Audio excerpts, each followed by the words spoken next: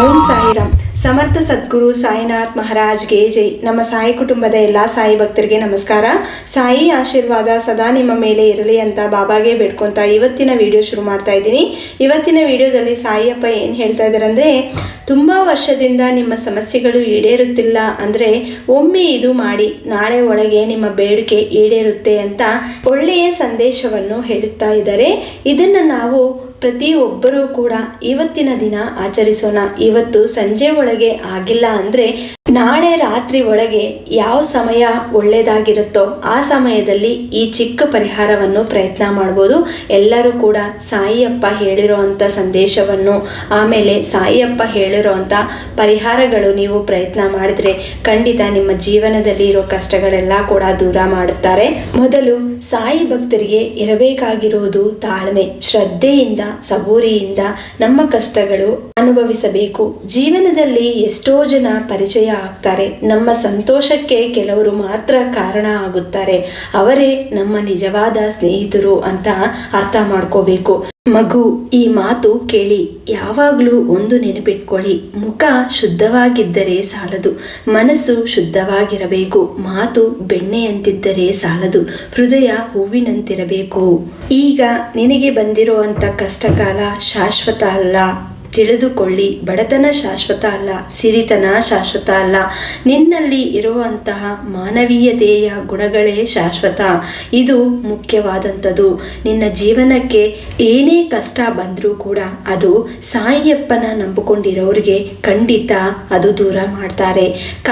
ಮಗು, ಖಾಲಿ ಪಾತ್ರೆಯನ್ನು ಹಿಡಿದವನನ್ನು ನೋಡಿ ಭಿಕ್ಷುಕನೆಂಬ ತೀರ್ಮಾನಕ್ಕೆ ಬರಬೇಡ. ಆಹಾರ ಹಂಚಿ ಹೊರಟ ದಾನಿಯೂ ಇರಬಹುದು. ಇದು ನೀವು ಅರ್ಥ ಮಾಡ್ಕೋಬೇಕು. ಒಬ್ಬರು ಸುಮ್ಮನೆ ಇದ್ದ ಮಾತ್ರಕ್ಕೆ ಅವರಿಂದ ಏನೂ ಸಾಧ್ಯವಿಲ್ಲ ಎಂದು ಯೋಚನೆ ಮಾಡಬೇಡಿ.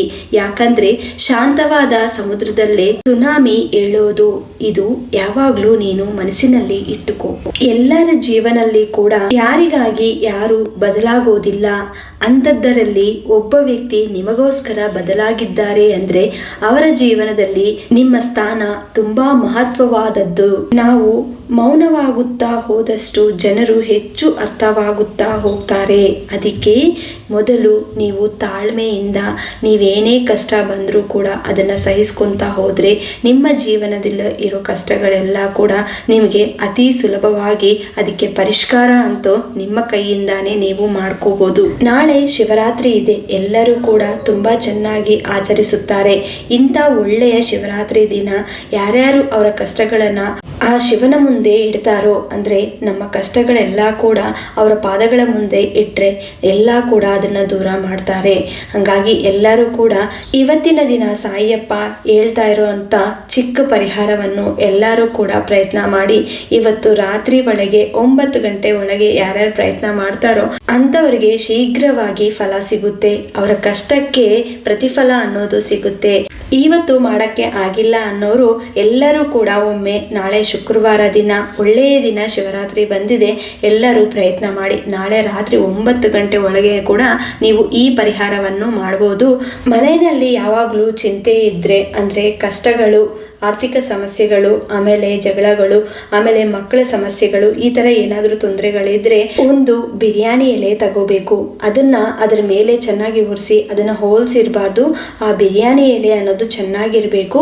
ಚೆನ್ನಾಗಿ ಹೊರಿಸ್ಬಿಟ್ಟು ಅದ್ರ ಮೇಲೆ ಪೆನ್ನಲ್ಲಿ ನಿಮ್ಮ ವಿಶ್ನ ಅಂದರೆ ನಿಮ್ಮ ಸಂಕಲ್ಪ ಏನಿರುತ್ತೋ, ನಿಮ್ಮ ಕಷ್ಟ ಏನೋ, ಅದನ್ನು ನಿಮಗೆ ಏನು ಡ್ರೀಮ್ ಇರುತ್ತೋ ಅದನ್ನು ಫುಲ್ಫಿಲ್ ಮಾಡ್ಕೊಳ್ಳೋಕ್ಕೆ ಆ ಎಲೆ ಮೇಲೆ ನಿಮ್ಮ ಬೇಡಿಕೆನ ಬರಿಬೇಕು. ಆಮೇಲೆ ಅದನ್ನು ಒಂದು ಕ್ಯಾಂಡಿಲ್ ಅಥವಾ ಒಂದು ದೀಪನ ಹಚ್ಚಿಬಿಟ್ಟು ಅದನ್ನ ನೀವು ಸುಟ್ಟಬೇಕು.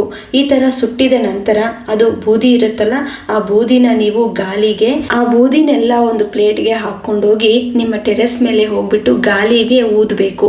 ಅದೆಲ್ಲ ಗಾಲಿಯಲ್ಲಿ ಮಿಕ್ಸ್ ಆಗಬೇಕು. ಈ ಥರ ನಿಮ್ಮ ಕಷ್ಟಗಳೆಲ್ಲ ದೂರ ಆಗಬೇಕು ಅಂದರೆ ಈ ರಾತ್ರಿಗೆ ಅಥವಾ ನಾಳೆ ರಾತ್ರಿಗೆ ಜಾಗರಣೆ ಇರೋ ಸಮಯದಲ್ಲಿ ಶಿವರಾತ್ರಿ ದಿನ ನೀವು ಈ ಕೆಲಸವನ್ನು ಮಾಡಬೇಕು. ಈ ಥರ ನೀವು ಮಾಡಿದ್ರೆ ನಿಮ್ಮ ಜೀವನದಲ್ಲಿ ಇರೋ ಕಷ್ಟಗಳೆಲ್ಲ ಕೂಡ ದೂರ ಮಾಡುತ್ತೆ. ಇದು ಒಂದು ದಿನ ಅಲ್ಲ, ಶುಕ್ರವಾರ, ಮಂಗಳವಾರ ಅಥವಾ ಭಾನುವಾರ, ಈ 3 ದಿನಗಳಲ್ಲಿ ವಾರದಲ್ಲಿ ಒಮ್ಮೆ ನೀವು ಪ್ರಯತ್ನ ಮಾಡಿ. 15 ಡೇಸಲ್ಲಿ 2 ಟೈಮ್ಸ್ ಮಾಡಿದ್ರೆ ಸಾಕು. ಬೇವಿನ ಎಲೆದು ಪರಿಹಾರ ಇದು ಇವತ್ತಿನ ಸಂಜೆ ನಾರ್ಮಲ್ ಆಗಿ ನೀವು ಪೂಜೆ ಮಾಡ್ತೀರಲ್ವಾ, ಆ ಪೂಜೆ ಸಮಯದಲ್ಲಿ ಪೂಜೆ ಮಾಡಿದ ನಂತರ ಅಂದರೆ ದೀಪಾರಾಧನೆ ಮಾಡಿದ ನಂತರ ಈ ಕೆಲಸವನ್ನು ರಾತ್ರಿ ಮಲಗುವ ಮುನ್ನ ಪ್ರಯತ್ನ ಮಾಡ್ಬೋದು. ಅಥವಾ ನಾಳೆ ನಿಮ್ಮ ಕೆಲಸಗಳೆಲ್ಲ ಆದ ನಂತರ ಒಳ್ಳೆಯ ಸಮಯದಲ್ಲಿ ಈ ಚಿಕ್ಕ ಪರಿಹಾರವನ್ನು ನೀವು ಮಾಡಲೇಬೇಕು. ತಪ್ಪದೇ ಪ್ರಯತ್ನ ಮಾಡಿ. ನಿಮ್ಮ ಮನೆಯಲ್ಲಿ ಇರುವಂಥ ನಕಾರಾತ್ಮಕ ಶಕ್ತಿಯಿಂದ ಏನೇ ಸಮಸ್ಯೆಗಳು ಬಂದರೂ ಕೂಡ ಅಥವಾ ದುಷ್ಟಶಕ್ತಿಗಳಿಂದ ನಿಮಗೆ ಏನಾದರೂ ತೊಂದರೆ ಇದ್ದರೆ, ಅನಾರೋಗ್ಯ ಸಮಸ್ಯೆ ಇದ್ದರೆ, ಈ ಥರ ಪ್ರಾಬ್ಲಮ್ಸ್ ಎಲ್ಲ ಕೂಡ ನಿಮಗೆ ದೂರ ಆಗುತ್ತೆ. ತಪ್ಪದೆ ಎಲ್ಲರೂ ಕೂಡ ಈ ಚಿಕ್ಕ ಪರಿಹಾರವನ್ನು ಪ್ರಯತ್ನ ಮಾಡಿ. ಇದು ಶುಕ್ರವಾರ ಒಳ್ಳೆಯ ದಿನ, ನಾಳೆ ಶಿವರಾತ್ರಿ ಬಂದಿದೆ. ತಪ್ಪದೆ ನಾಳೆ ಪ್ರಯತ್ನ ಮಾಡಿ ಅಥವಾ ಇವತ್ತು ಸಂಜೆ ಮಾಡಿ.